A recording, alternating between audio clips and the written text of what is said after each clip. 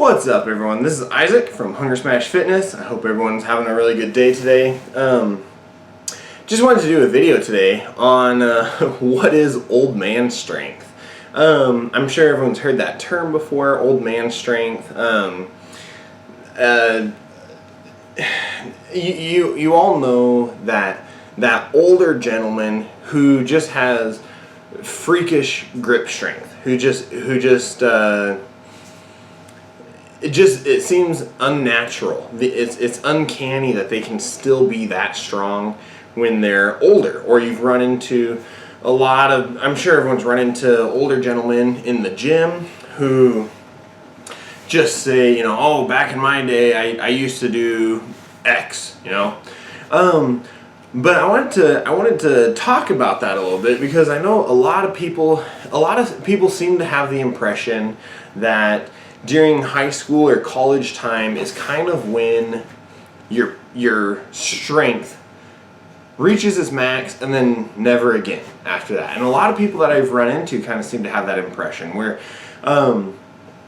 it's like they don't really think that you can, once you're over 25, there's no point in training because you just won't get any stronger. And you can look it up. There are numerous studies showing that people in their 60s, 70s, 80s can regain strength. It's at a slower pace than in your 20s, but you can still get stronger even when you're older. And I actually went so far, I looked up a bunch of the World's Strongest Man competitors and a couple different powerlifters and stuff. And it was really interesting because some of them were in their late 20s, early 30s when they won, but a lot of them compete at the world level. So this is not this means that they are still we'll just say extremely strong, okay? We'll just define it as that. If you're competing at the world's level, you're deadlifting well over 700 or 800 pounds, you're all these other things, and you're competing at an extremely high level. Just looking at a brief glimpse, I just looked at a couple different winners of World's Strongest Man. Jeff Capes, he competed until he was 38. Bill Kazmaier also competed. He competed from 26 till 38. So he started in his mid-20s and almost competed till he was almost 40. And then he competed in Legends just this last year at 66 years old. And he still had phenomenal grip strength. He was still able to do some pretty amazing stuff.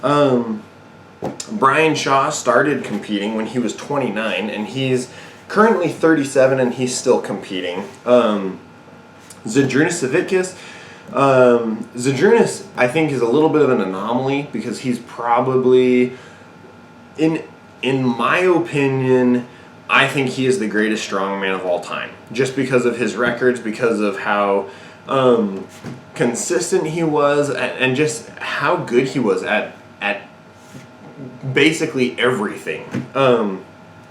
And he competed from 23 till 44, and then he took a couple years off, and he's had some surgeries and stuff. And there's rumors that he's coming back this year. I haven't heard whether those are verified or not. But either way, he's still I think he's 46 now, and he is still in phenomenal shape. Mark Felix didn't start competing until he was 38, and he is now 53. He set the Hercules hold world record this year at 53 years old. Phenomenal deadlifter. He's never won World's Strongest Man, but he is a phenomenal athlete at 53 years old. Magnus Magnuson, he started competing at 22, and he competed until 41. And then he also competed in the Legends Hercules hold this year at 56 years old.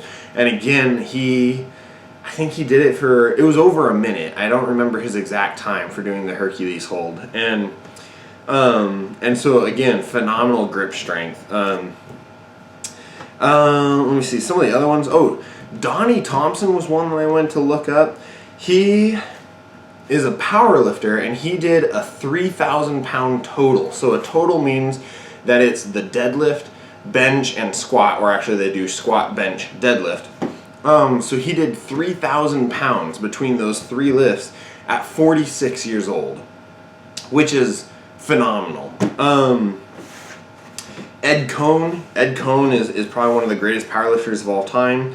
He competed until he was 38 years old, and then he had some other stuff going on, and it kind of was asked to stop competing.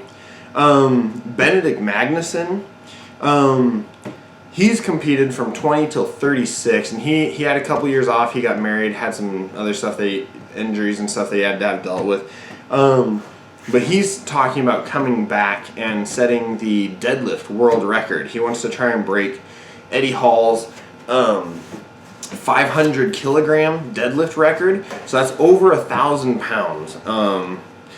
So it's a lot of weight. It's 12. I don't know what it is off the top of my head. I can look it up. It's a lot of weight. And let me see, 500. So that's 1102, 1,102 pounds, and he's hoping to break that record. And then Dave Tate is another one that I've been very impressed with. He competed until he was 38, and then he retired, but he still does, still has some phenomenal lifts that he does. Phil Stevens is another one. I don't remember how old he is. But just a lot of these individuals, it's not, a lot of it is gifting. I mean, they're naturally built, naturally designed to lift heavy. But also a lot of it is consistency. They really take the time.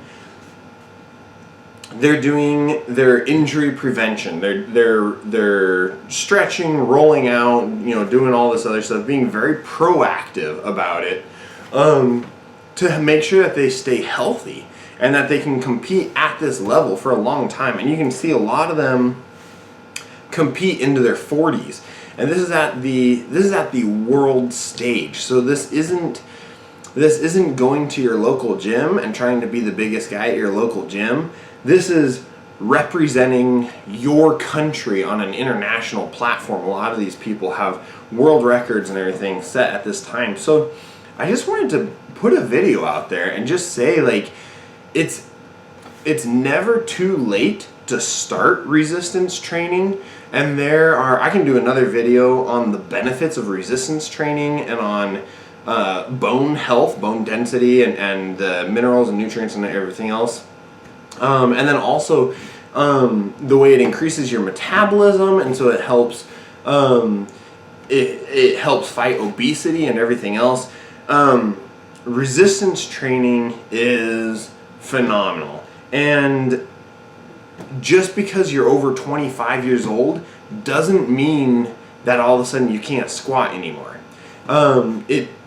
If you've never lifted before, yeah, I would say go and hire, find someone, a personal trainer, something like that, someone who knows what they're doing. Though a lot of personal trainers don't actually really seem to know what they're doing, so I would be careful. I would try and find someone that really seems to know what they're doing, and have them walk you through exercises. Have them critique your exercises, your form. Make sure that you're doing it in a safe manner.